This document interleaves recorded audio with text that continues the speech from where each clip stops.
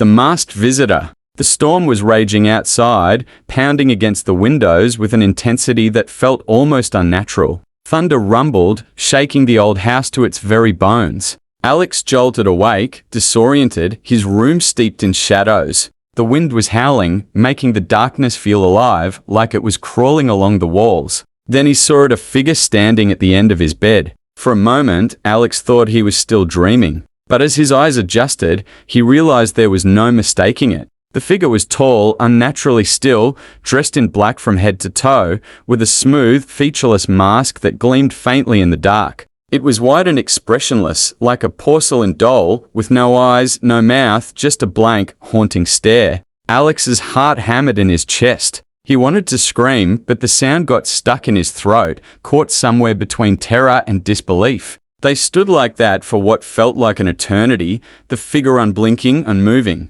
And then, without a word, it stepped forward, setting a small wooden box on the floor beside the bed. The motion was deliberate, almost gentle. As soon as it placed the box down, the figure straightened up and backed away, fading into the shadows, blending seamlessly with the darkness until it disappeared completely. Alex blinked, his mind racing, trying to process what had just happened. The room was empty again, but the sense of dread lingered, as though the figure was still watching, hidden just out of sight. For a long time, Alex couldn't move. His mind screamed at him to run, to get out of the house, but curiosity got the better of him. Slowly, he reached out and picked up the box. It was small, no bigger than a shoebox, and surprisingly heavy. The wood was worn, the edges frayed, like it had been handled 1,000 times before. With trembling hands, he opened it. Inside was a strange assortment of objects: a faded photograph, a rusted key, an old pocket watch, a torn playing card,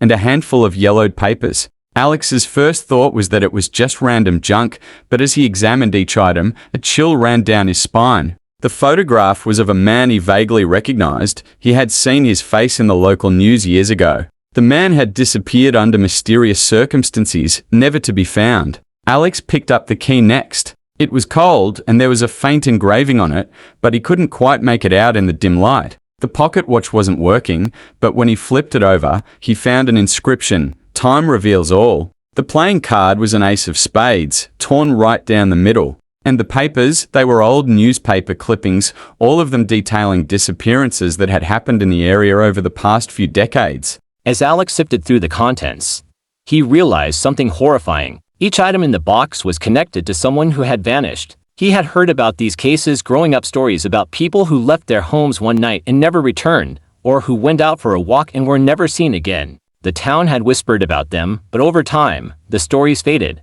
replaced by new rumors and gossip. Now, it seemed like all those whispers had come back to haunt him. Alex's hands shook as he set the papers down, trying to make sense of it all. Why had the masked figure brought this to him? What was he supposed to do with it? He glanced around the room, half expecting to see the figure again, but there was nothing. Only silence, save for the storm outside. Unable to sleep, he spent the rest of the night researching the disappearances. He found the names of each person connected to the items in the box. There was the man in the photograph, a local shop owner who had been last seen locking up late one night. The key was linked to a woman who worked as a hotel maid, rumored to have gone missing after she found something she wasn't supposed to. The ace of spades belonged to a teenager who used to play cards at the local diner before he vanished one summer night. As the storm eased and dawn began to break, Alex had pieced together a dark, twisted web of connections. It was as if someone had carefully curated these items, each representing a different chapter in a story that no one wanted to remember. But why bring it to him? He didn't know any of these people personally,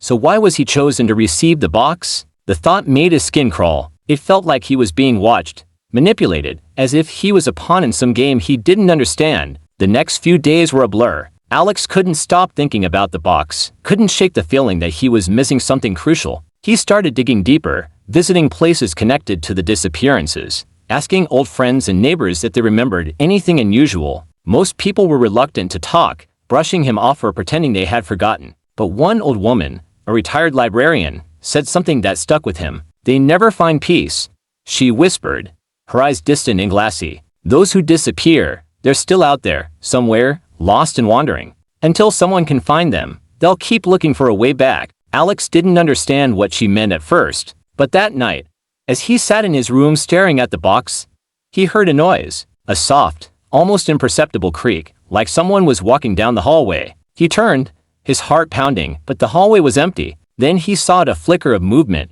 just for a split second, reflected in the glass of the window. The masked figure was back, standing at the far end of the hall, barely visible in the shadows. It didn't move, didn't make a sound, but Alex understood. The box wasn't a gift. It was a demand. The figure wanted him to find out what had happened to these people, to uncover the truth behind their disappearances. And if he didn't, Alex didn't want to think about what might happen if he failed. As he got up and slowly made his way toward the masked figure, he felt the weight of the box in his hands, heavier than ever. He knew there were answers buried in the past, secrets that had been hidden for too long. But he also knew that once he started down this path, there would be no turning back. The figure remained still, waiting as if daring him to take the next step. And with a deep breath, Alex did.